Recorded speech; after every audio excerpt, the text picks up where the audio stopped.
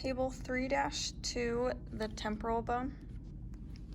So this is our temporal bone separate, and then in the mustard yellow we have the temporal bone over here.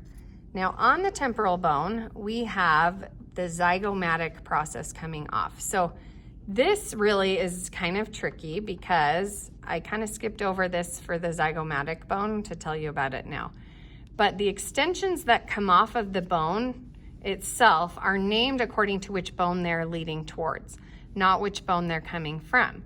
So our temporal bone has a zygomatic process because it's headed to the zygomatic bone.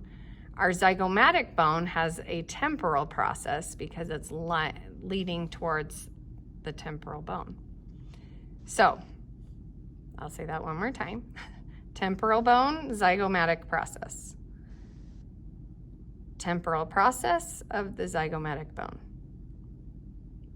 And together they make up what we call the zygomatic arch. So if it's just pinning to this part, you're just going to want to say temporal process of zygomatic bone. If it's just pointing to this part, you're going to want to say, and notice how big this is.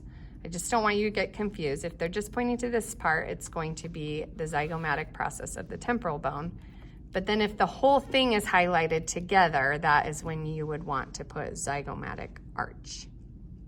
Now the squamous region is this flat portion of the temporal bone. And then the styloid process, so we're gonna flip to the underside here. This one is broken off on this side. But on this side, it's that very sharp fang looking like thing. And then on this guy here, you can see that fang popping up. That's the styloid process. The mastoid process is this more rounded portion over here. If we're looking at this guy, it's this rounded portion. And here is your outer ear hole, which we'll talk about in a minute. But you could feel just behind your ear, right behind it, and feel that bump sticking out. So you should be able to feel that just on yourself. Now the external acoustic meatus, or auditory, there's lots of options here you can call this thing, but this is just that outer ear hole. So if we're looking on our solo guy, it's right there. So here's that zygomatic process, and then the mastoid process, and there's our external acoustic meatus. Now the petrous part, we're gonna have to come inside the skull.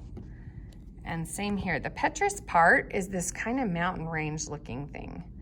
I just think it looks like a mountain, up and down. It's kind of a peak, but that is our petrous part. And our jugular foramen is another hole that is made up of not just one bone. So here's our jugular foramen down here. It kind of looks jelly bean shaped, but it's at the bottom of that petrous part. So it is made up of both the temporal bones and the occipital bone. So two. So that's the jugular foramen from this side. If I flip it over, you can see the jugular foramen from this side, and I'll show also on this side. And then let's look at just without color coding. So from this side, we see it right here.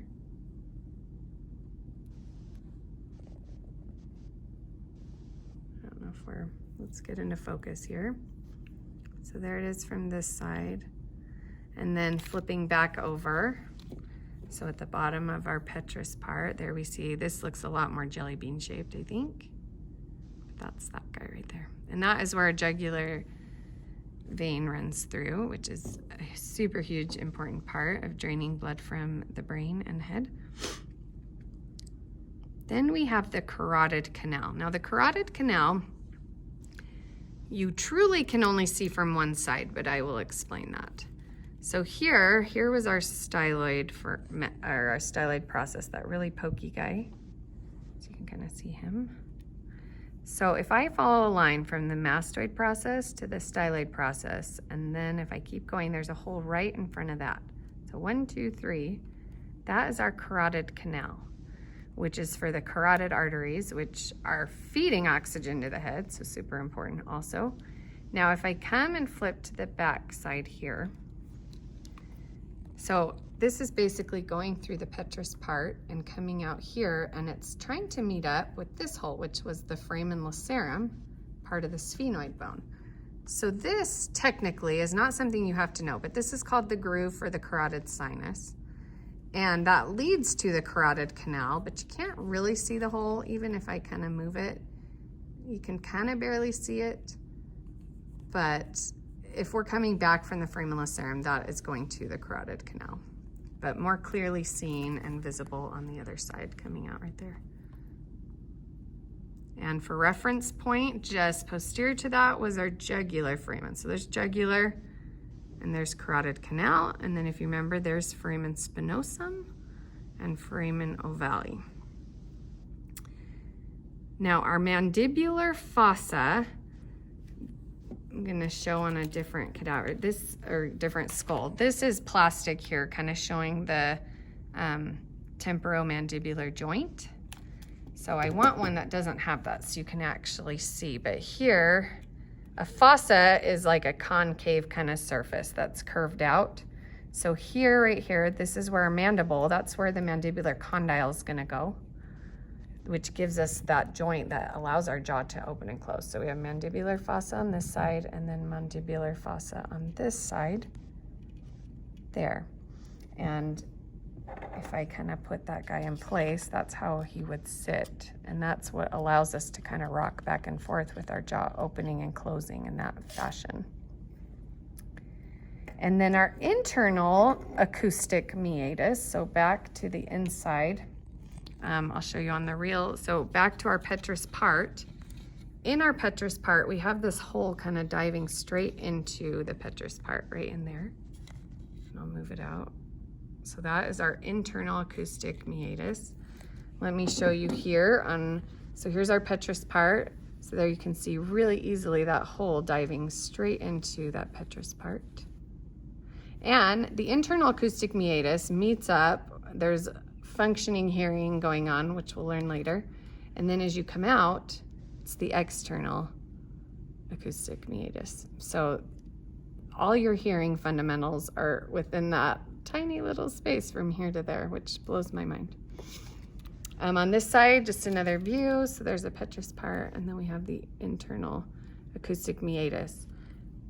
And then from here, foramen lacerum, leading back to the carotid canal, foramen spinosum, foramen lacerum. So lots of holes all. That's ovale. Oh, sorry, yeah, foramen ovale. This was lacerum. I don't know what I said, but my lab aid's keeping me on task here. So foramen spinosum, foramen ovale, foramen lacerum, and then back to carotid canal.